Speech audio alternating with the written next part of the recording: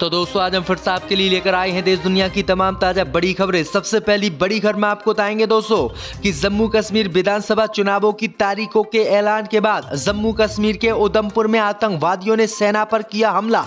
CRPF का एक जवान शहीद, 10 जवान गंभीर रूप से घायल। गाजा पट्टी में जंग रुकवाने के लिए अमेरिका के विदेश मंत्री पहुंचे इजराइल। नेतन्याहू को लगाई फटकार, कहा गाजा पट्टी में जंग रोके इजराइल वरना अमेरिका नहीं करेगा मदद। नागरिकता संशोधन कानून के तहत मोदी सरकार ने दी 188 पाकिस्तानी हिंदुओं को भारत की नागरिकता, विरोध में उतरी कांग्रेस पार्टी। गाजा पट्टी में युद्ध विराम समझौते में बाधा डालने का हमास ने लगाया इजराइल पर आरोप, कहा गाजा पट्टी में युद्ध नहीं रोकना चाहता है इजराइल।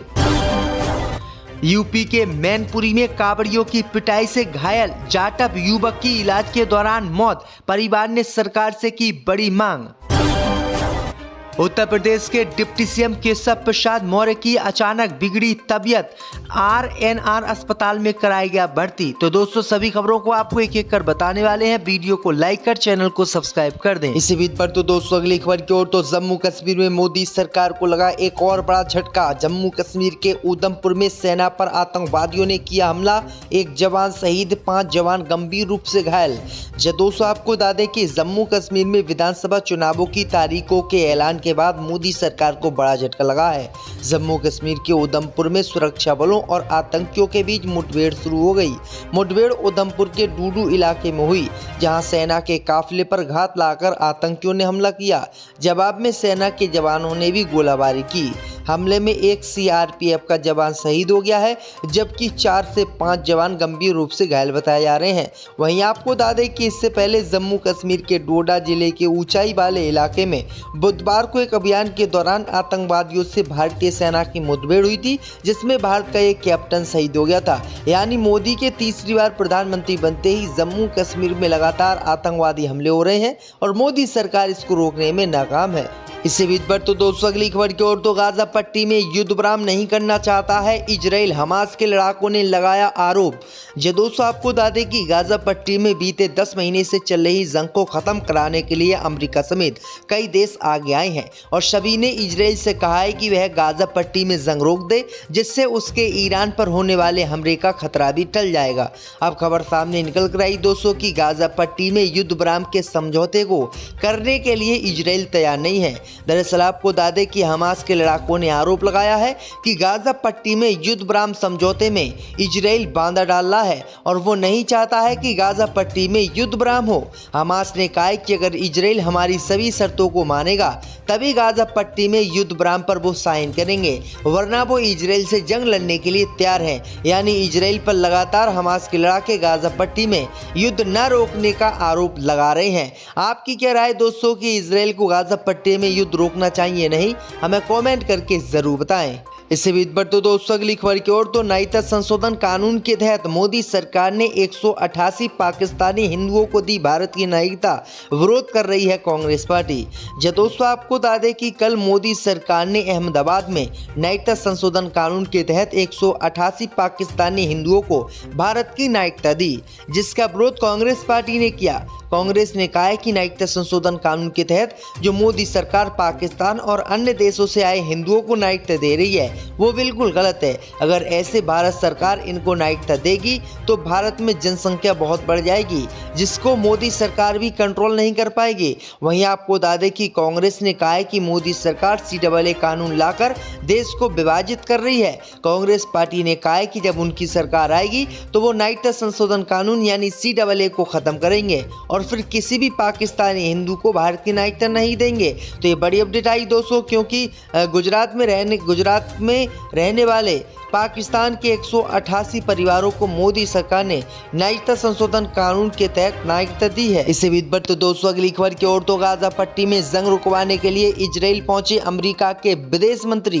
दोस्तों आपको बता दें कि गाजा पट्टी में 10 महीनों से चल रहे संघर्ष को खत्म कराने के लिए अमेरिका के विदेश मंत्री एंटनी ब्लिंकन इजराइल की यात्रा पर है। उन्होंने इजराइल के राष्ट्रपति प्रधानमंत्री से मुलाकात की। इस दौरान अमेरिका के विदेश मंत्री एंटनी ब्लिंकन ने जोर दिया कि इजराइल गाजा पट्टी में हमास की बात माने और युद्ध विराम करे, लेकिन इजराइल के राष्ट्रपति और प्रधानमंत्री की बात सुनकर अमेरिका के विदेश मंत्री ने गाजा पट्टी में युद्ध रुकवाने के लिए हाथ खड़े कर दिए हैं। अमेरिका के विदेश मंत्री ने कहा है कि अगर इजराइल गाजा पट्टी में जंग नहीं रोकेगा तो उसको इसके परिणाम भुगतने होंगे।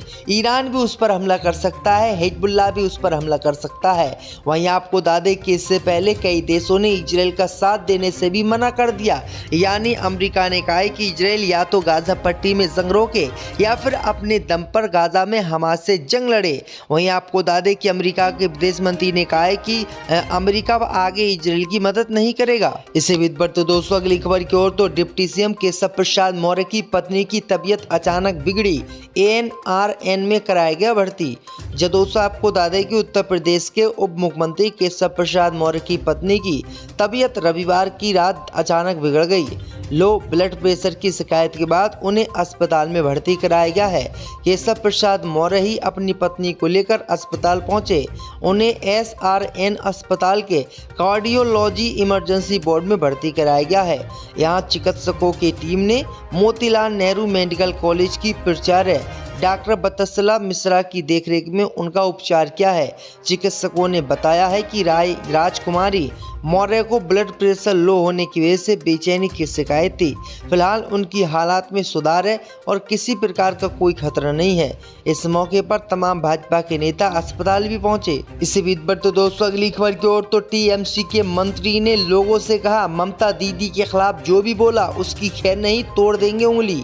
जब दोस्तों आपको बता दें कि कोलकाता के RG-कर मेडिकल कॉलेज और अस्पताल में डॉक्टर के बलात्कार और हत्या के खिलाफ विरोध प्रदर्शन जारी है। इसी बीच पश्चिम बंगाल के TMC मंत्री उदयन गुहा ने एक विवादित टिप्पणी की है। उन्होंने उन लोगों को चेतावनी दी है जो राज्य सरकार पर हमला कर रहे हैं और ममता बनर्जी को गाली दे रहे हैं। उन्होंने कहा है कि अगर ममता बनर्जी को किसी ने भी गाली दी तो हम उसकी उंगली तोड़ देंगे, क्योंकि ममता बनर्जी तो बलात्कार करने वाले लोगों के विरोध में उतरी हुई हैं। वो तो इसके लिए प्रदर्शन भी कर रही हैं। ममता बनर्जी की कोई गलती नहीं है। अगर उनके खिलाफ कोई भी गाली देता है या कोई भी बोलता है तो हम उसको सबक सिखाएंगे और उसकी उंगली को तोड़ देंगे। मंत्री के इस वीडियो के बाद पूरे देश में बवाल और ज्यादा मच गया है। इसी बीच पर तो दोस्तों अगली खबर की ओर तो मैनपुरी में कावड़ियों की पिटाई से घायल युवक ने इलाज के दौरान तोड़ा दम, परिवार ने सरकार से की बड़ी मांग।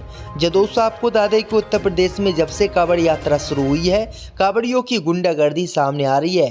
कहीं कांवड़िए राह चल रहे यात्रियों की गाड़ियों पर हमला करते हैं तो कहीं सरकार की गाड़ी को भी तोड़ देते हैं। अब ऐसी ही घटना उत्तर प्रदेश के मैनपुरी जिले से सामने आई है।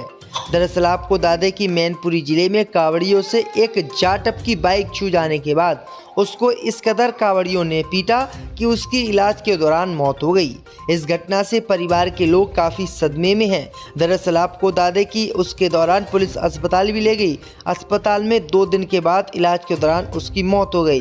दरअसल आपको बता दें कि जटपुजा बाजार के रहने वाले सोनू पान नामक युवक बाइक पर सवार होकर 11 अगस्त को इटावा मार्ग पर जा रहा था, तभी उसकी बाइक अचानक कांवड़ियों से टच हो गई, जिसके बाद कांवड़ियों ने सोनू जाटव को इस कदर पीटा कि उसको मरने की हालत में छोड़ गए। तो ये बड़ी अपडेट आई दोस्तों की गुंडागर्दी किस तरह से कांवड़िए देश में कर रहे हैं। इसी बीच पर तो दोस्तों अगली खबर की ओर तो चंद्रशेखर आजाद ने घोषित किए 3 प्रत्याशी, मायावती ने मिल्कीपुर सीट पर खोले अपने पत्ते। दोस्तों आपको बता दें कि आजाद समाज पार्टी ने 10 सीटों पर होने वाले विधानसभा उपचुनाव के लिए 3 प्रत्याशियों की घोषणा कर दी है। पार्टी अध्यक्ष एवं सांसद चंद्रशेखर आजाद ने निर्देश दिया है कि गाजियाबाद सदर सीट से चौधरी सतपाल, मुजफ्फरनगर की मीरापुर सीट से जाहिद हसन और मिर्जापुर की मजबा सीट से धीरज मौर्य को प्रत्याशी बनाया गया है। पार्टी द्वारा जल्द बाकी 7 सीटों पर प्रत्याशियों के नाम की घोषणा की जाएगी। ये जानकारी प्रदेश अध्यक्ष सुनील कुमार चित्तौड़ ने दी है। बसपा ने भी 2 प्रत्याशी घोषित किए हैं। बसपा ने मिल्कीपुर सीट से राम गोपाल कोरी और मीरापुर सीट से शाहनजर को प्रत्याशी बनाया है। इसी बीच पर तो दोस्तों अगली खबर की ओर, तो सरिया कानून से नहीं करेंगे समझौता, सेकुलर सिविल कोड पर मुस्लिम पर्सनल लॉ बोर्ड ने किया ऐलान। जब दोस्तों आपको बता दें कि देश में सेकुलर सिविल कोड पर एक बार फिर से बहस छिड़ती दिख रही है। प्रधानमंत्री मोदी ने स्वतंत्रता दिवस के दिन अपने संबोधन में जहां धर्मनिरपेक्ष नैतिकता संहिता को जरूरी बताते हुए धार्मिक व्यक्ति कानूनों को सांप्रदायिक कहा, तो वहीं अब इसका विरोध शुरू हो गया है। All Indian Muslim personal law board ने प्रधानमंत्री मोदी के इस विचार को आपत्तिजनक माना है। All India Muslim personal law board ने कहा है कि मुसलमानों को यूनिफॉर्म या सेकुलर सिविल कोड स्वीकार नहीं है, वे शरिया कानून से कभी भी समझौता नहीं करेंगे।